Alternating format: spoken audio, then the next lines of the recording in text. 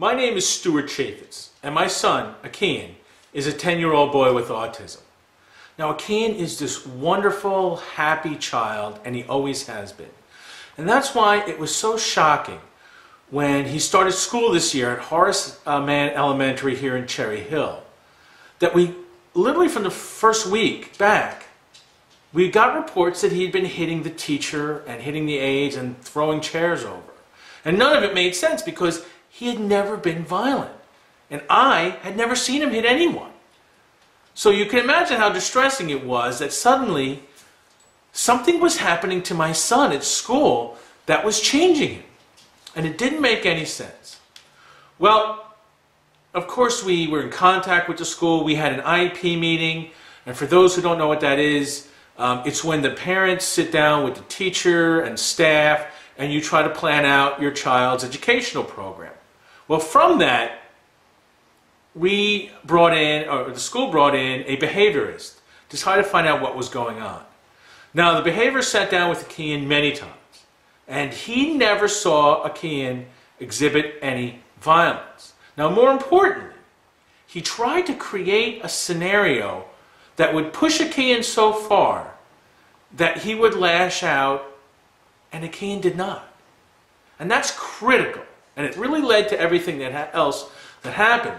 Because if Akian was pushed and didn't do anything, what was setting him off? Why was he attacking his teacher and his aides? Now, what you need to know about this class, this is a self-contained autism class. And every child in that class has moderate to severe communication abilities. I mean, they can't tell their parents what happened in that class. Akian was never able to tell me what was happening in that class. And knowing that, and all these pieces coming together, after 6 months of meetings, the behaviorist, I realized I needed to know what was happening in that class. And on the morning of Friday, February 17th, I put a wire on my son, and I sent him to school. And that night, my life changed forever. What I heard on that audio was so disgusting, vile, and just an absolute disrespect and bullying of my son that happened not by other children, but by his teacher and the aides, the people who were supposed to protect him. They literally were making my son's life a living hell.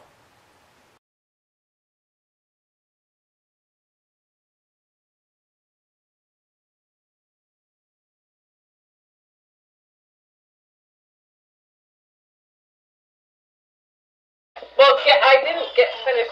I started to say it, and then I didn't finish. Here he has this disease. Shut up! But wait a second. Do you have any idea how painful that is as a grown-up? I told you what happened to me. I thought I was dying. I took myself to the hospital for a spinal tap.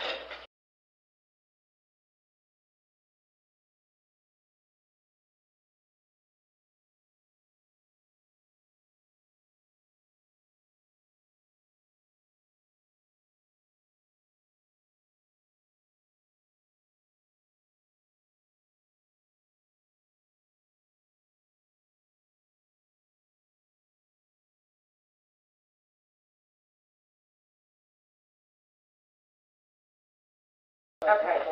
Hey, what's up, guys? What's today? Yeah, it is. So what do we have tomorrow? Woo! No and school. What about Monday? What about Monday? No school on Saturday and no school on Monday. Yeah? I'm doing the happy dance. Did you say? I'm so very happy. You know why? Sister, are you so hungover? I had a bottle of wine with my girlfriend last night. I completely, and this is not, I forgot to eat dinner. Do you know what I was doing this morning? Even? Oh my God, so bad. The wine won. Even? Even said, are you sure you're not sick? Oh no, I'm sure.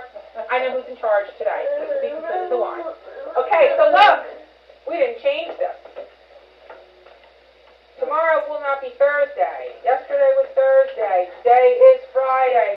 You know, you would never get away with talking about your alcohol abuse the night before if this was a mainstream class. And that's the point, isn't it?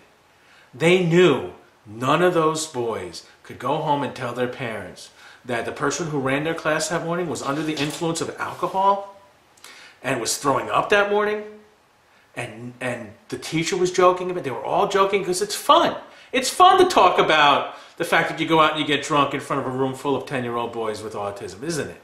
But that's what they did. And again, we still haven't gotten to the worst of it yet.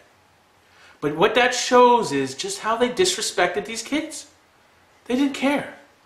They treated them as if they were subhumans who could never tell what they were talking about, and no one stood up for them.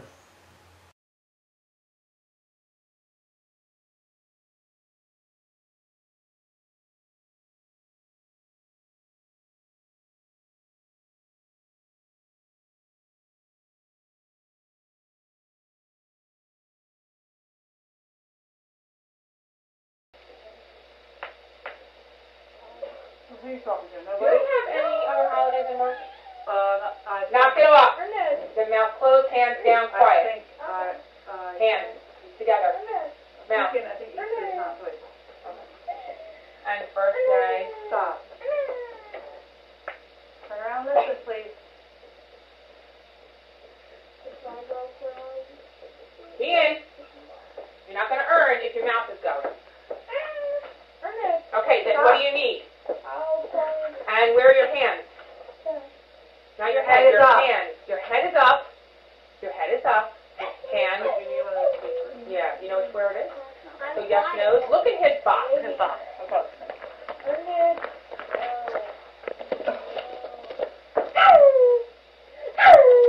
Oh, boy. Keep going, too. Go ahead and scream, because guess what? You're going to get nothing. And your mouth is shut. Friends are listening. Are they in any of these? No, they'll find it. Shut your mouth. Okay. So one of the women in the class sets Akian off at the beginning of that clip. You heard how upset he got. You also heard Jody, not once, but twice in a very angry voice, tell him to shut your mouth, which is completely inappropriate under any condition. But it's also something they told us. They never talked to him like that. There was a behavioral plan that was supposed to be following, and you're never supposed to talk to him like that. Well, a couple days after I heard that, I wrote an email to the teacher. Her name is Kelly. And I asked her, I said, did anyone tell Akian, shut your mouth? And she wrote back and said, no, we don't do that. We don't say that. And I never heard anyone say that. So I caught her in a lie. Now the next part, the next clip I'm going to play for you, I need to do a little explanation. I'm a single parent. My son lives with me most of the time. He sees his mom every other weekend. Now, again, he has autism. He has anxieties about the transition back and forth. It's natural. What he says is, and he'll say this a lot, especially on those Fridays, which just happened to be a Friday he was going to see his mom. He says, may I see Dad after Mom? It's a simple question. He needs to be reassured. It's not a big deal. And listen to how they handle it, though. No. Akian very innocently asks, may I see Dad after Mom? What does Jody say? No. Do you know how mean that is? Now, I don't know why. Again, they've had this Akian in his class for 1.5 years. So this is something that happens on a regular basis. They know it. This is not a surprise. And yet, they devastate him by saying that. No. And the reason how I know they devastate him, because he starts to cry.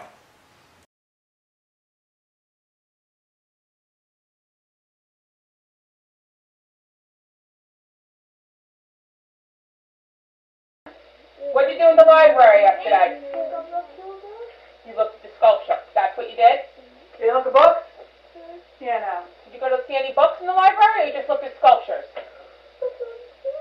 Oh, you are.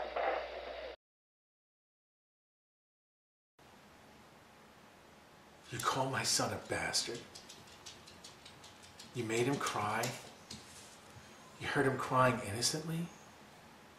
And he's a bastard for that? What kind of sick, twisted person does that to a 10-year-old boy?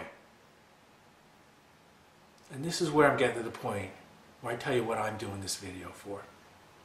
You know, because of the union rules or the HR regulations, whatever reason why this teacher didn't get fired, and I can't control that. They won't tell us anything, but here's what I can control.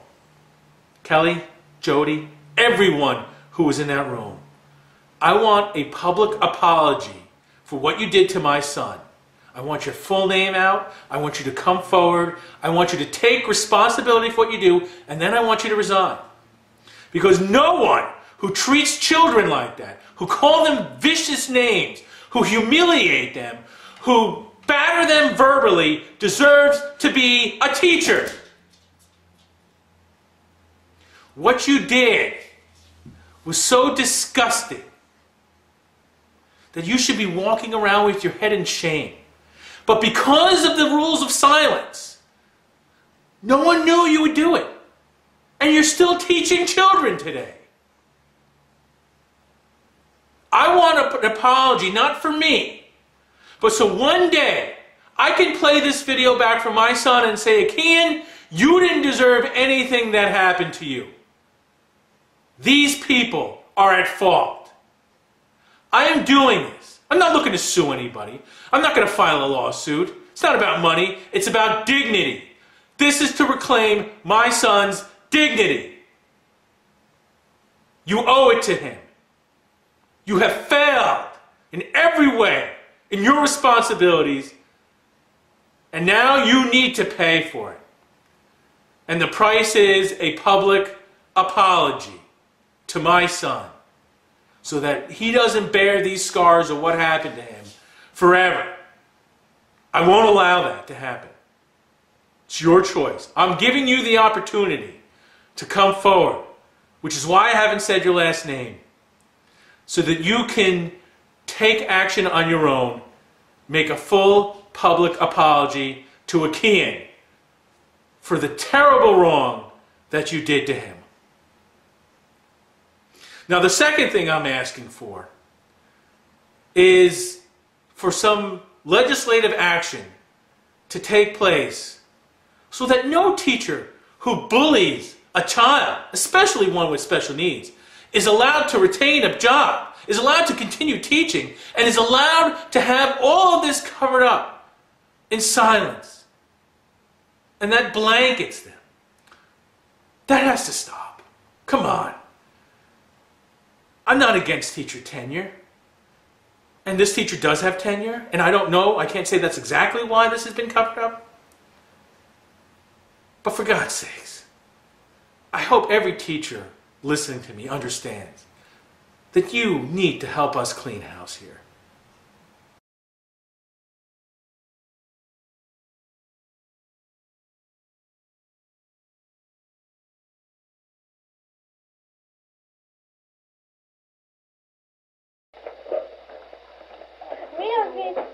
You can't cheat. Here. The boys are playing in what? Love. Whoop. In what? The word pick. Of all the audio that I heard in the 6.5 hours that I have, those few seconds are the worst. They hurt more than anything, and they haunt me more than anything.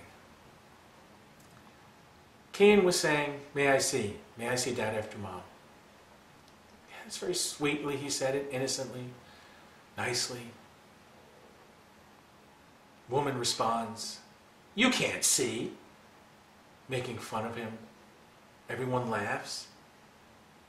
I know how much that hurt Akian. You can hear him cry. It set him off. That clip, what she did to him, set him off on a half-hour meltdown. This was the second incident of violence that I directly relayed back to a staff member humiliating him. For 30 minutes he threw over chairs because he was in pain. Because this woman had just stabbed him with words. And how easy it was for her to make fun of him. She seemed to do it in a way that she knew that no one would have a problem with it. In fact, they laughed. They encouraged it. Is that not the definition of being a bully? When you take someone with disabilities and you make fun of them, and you humiliate them, and you hurt them? Is that not what we all despise? My son didn't go to school. He went to prison, and he learned to fight to survive. And that woman who made fun of him so easily is still working. Whoever she was, I don't know who she was. I don't know if she was a teacher or an aide. I've asked, but they're not going to tell me. But today, she's still in the Cherry Hill school system, making money, teaching kids, maybe making fun of them, we don't know. She certainly did it on this day. A week before I made this video, a little boy approached Akian and I while we were shopping.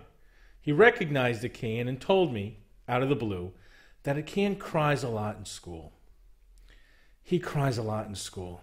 And he cried a lot because the people who were supposed to protect him, his teacher and aides, betrayed him. My son, I am so sorry you went through all of this. You didn't deserve it. You are a wonderful human being, and I love you with all of my heart.